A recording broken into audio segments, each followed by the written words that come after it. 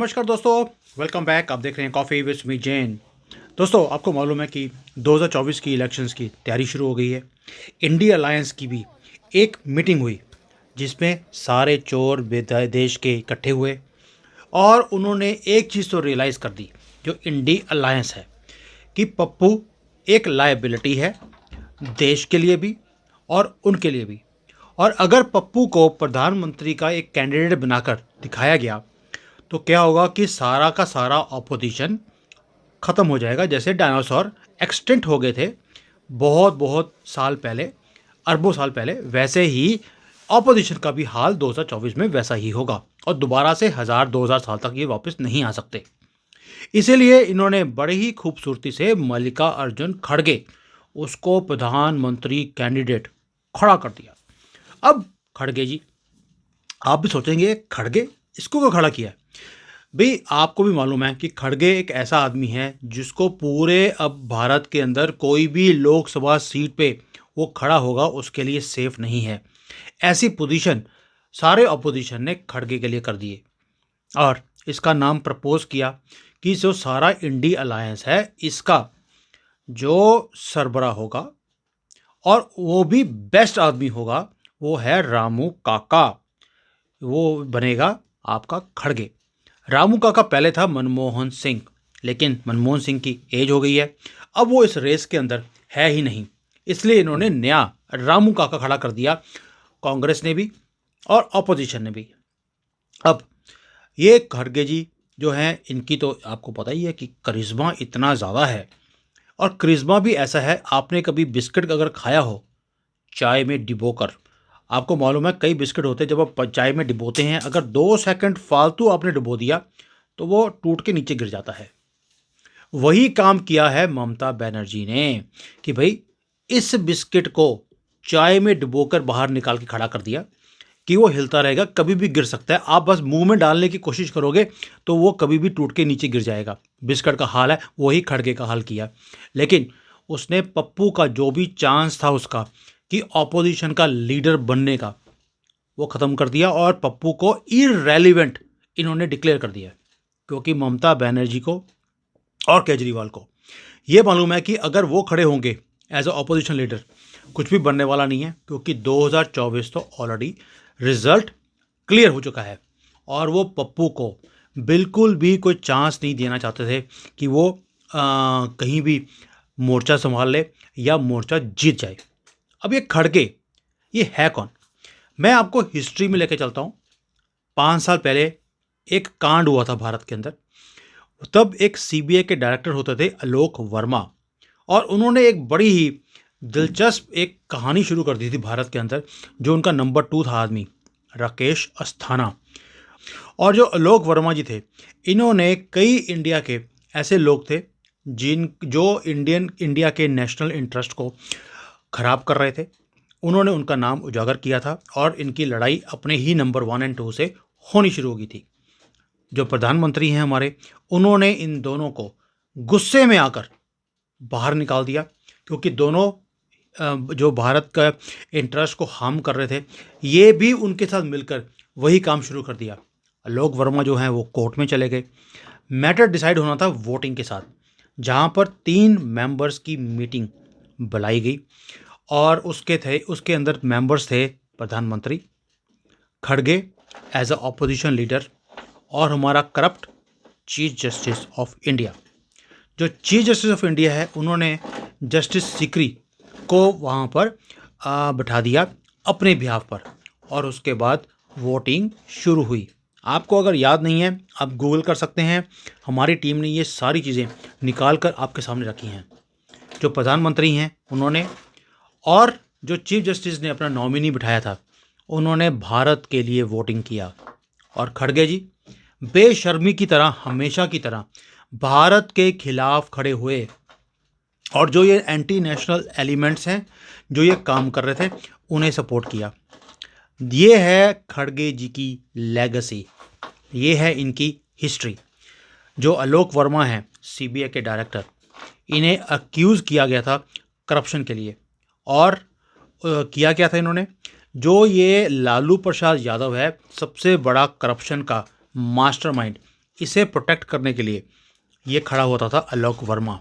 और ऐसे कई और एंटी नेशनल स्कैम्स हैं, जैसे मोइन कुरैशी का इशू था, वो उसमें भी ये सीबीआई का डायरेक्टर भी और खड़गे, इन्होंने हमेशा ही वोटिंग करी करप्ट लोगों के लिए, ताकि तेरी भी चुप मेरी भी चुप, क्योंकि खड़गे को मालूम है किस पार्टी को बिलोंग करता है और उसका तो डीएनए ही गंदा है।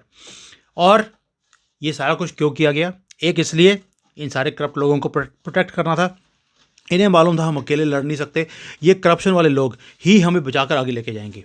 और दूसरा था प्रधानमंत्री मोदी का नाम खराब करना और इस देश का नाम खराब करना, जो कांग्रेस ने 47 से लेकर अब तक यही काम किया है, देश का नाम खराब कर दिया, लेकिन अपनी पार्टी का और अपनी इस गंदी फैमिली का नाम खराब नहीं होने दिया। और ये तो ऊपर वाले का शुक्र करो, जो आलोक वर्मा है वो 2-1 की वोटिंग से हार गए। और लेकिन इसने एक चीज़ तो उजागर कर दी कि जो खड़गे है ये कभी भी ट्रस्टफुल बंदा नहीं बन सकता, ये कभी भी भारत के अच्छे के लिए कोई काम नहीं कर सकता। नहीं तो आप सोच के देखिए कि ऐसा बंदा, खड़गे की इतनी उम्र हो गई है, उसे रामू काका बनने की ज़रूरत क्या है पप्पू के लिए? और पप्पू का रामू काका बनने के बाद ऐसी बहकी बहकी ये रिपोर्टें देता है, स्पीचेस देता है कि भाई मोदी को हरा दीजिए वरना सनातन दोबारा से वापस आ जाएगा। क्या आपको लगता है कि 80% मेजॉरिटी वाली कंट्री में ऐसा कोई आदमी खड़गे जैसा ऐसी स्पीच दे सकता है? सिर्फ इसलिए रामू काका है पप्पू पप्पू का, उसे वही भाषा बोलनी पड़ती है जो पप्पू को पसंद है। अब ये इंडिया अलायंस पे आते हैं। इंडिया अलायंस ने भी खड़गे को इसलिए खड़ा किया, उन्हें लगता है कि खड़गे खड़ा होगा तो दलित कार्ड हम बड़े आराम से यूज़ कर सकते हैं। और दलित कार्ड यूज़ करके तभी ये ओबीसी ओबीसी बोलता है पप्पू कि भाई ओबीसी के कितने सेक्रेटरी, कितने ये, कितना हक, क्योंकि इन्हें लगता है वो कार्ड यूज़ करके हम मोदी को हरा सकते हैं। और जब ये हार जाएगा तो खड़गे को बड़े ही आराम से बैराम खान बनाकर इसको साइड पे कर देंगे, मक्खी की तरह बाहर फेंक देंगे और कंट्री दे दी जाएगी सोरोज को, जिनपिंग को और इटालियन माफिया को। ये है इनका गेम प्लान। क्या आपको लगता है कि जो इंडिया का वोटर है ये सारी गेम्स को समझ सकता है, या इन्हीं के जो बिछाया हुआ जाल है उसके अंदर फंस जाएगा? कोई ना कोई फ्री में आपको कोई ना कोई चीज़ प्रॉमिस की जाएगी और दोबारा से मोदी जी को ये एक बार ये हरा कर ये सत्ता पे आ जाएंगे। तभी इन्होंने जितने भी कार्ड हैं, इन्होंने कोई भी कार्ड छोड़ा नहीं है। विमेन जो हैं वो मोदी जी को वोट करती हैं, ये उन्हें भ्रमित करने की पूरी बात करते हैं, आपको जी फ्री की हम टिकट दे देंगे बसेस की, ताकि जो विमेन हो कहेंगी यार हमें तो बस की टिकट फ्री मिल रही है, अपनी वोट भेज दो 10 रुपये में। दूसरा उन्होंने कर दिया कि हम आपको इतने राशन महीने का 10 किलो चावल 300 रुपये का होता है भैया, वो आपको फ्री देंगे, ताकि वीमेन कहीं भी चावल फ्री मिल रहा है, इधर बस की टिकट भी फ्री मिल रही है, तो हम इनको वोट दे देते हैं। ऊपर से सोने थे सुहागा एक काम और कर दिया कि हम आपको, कोई कहता 5,000 रुपये महीने का हर वीमेन को देंगे, कोई 10,000 बोलता है, कांग्रेस तो 15,000 तक पहुंच गई है। दिया इन्होंने आज तक किसी को भी कुछ नहीं। दैट मीन्स वीमेन को 3 लेयर पे इन्होंने उलझाने की कोशिश करी है। क्यों? क्योंकि वीमेन वोटर्स मैक्सिमम वोटिंग करती हैं मोदी जी को, इसलिए उनको तो भ्रमित कर दिया। फिर किसान को बोल दिया कि भैया हम आपके जो लोन है वो सारे माफ़ कर देंगे। किया किसी का भी कुछ नहीं, लेकिन किसान भी जो है उसको भी भ्रमित कर दिया। यूथ को बोलना शुरू कर दिया। देखिए यूथ तो इतना परेशान है कि उन्होंने दुखी आकर अनएम्प्लॉयमेंट से उन्होंने पार्लियामेंट के ऊपर अटैक कर दिया। दैट मीन्स यूथ, विमेन और जो नीचे का तबका है जिसको हम ओबीसी बोलते हैं, वो सभी मोदी जी को वोट करते हैं। और तीनों को लुभाने के लिए, भ्रमित करने के लिए इन्होंने 3 लेवल की स्ट्रेटजीज बना दी, सबके लिए अलग अलग, ताकि किसी भी तरीके से अगर 2-3% का भी डिफरेंस आ गया और वो लोग भ्रमित होकर कांग्रेस को वोट करने शुरू कर दें तो मोदी जी हार जाएंगे। आपने रिसेंटली भी देखा है कि इलेक्शंस के अंदर 2 या 3% का ही फ़र्क था। दोस्तों ये जो अपोजिशन है, इन्होंने इतने ब्यूटीफुली सारे गंदे कार्ड खेले हैं देश को बर्बाद करने के लिए कि आप सोच भी नहीं सकते।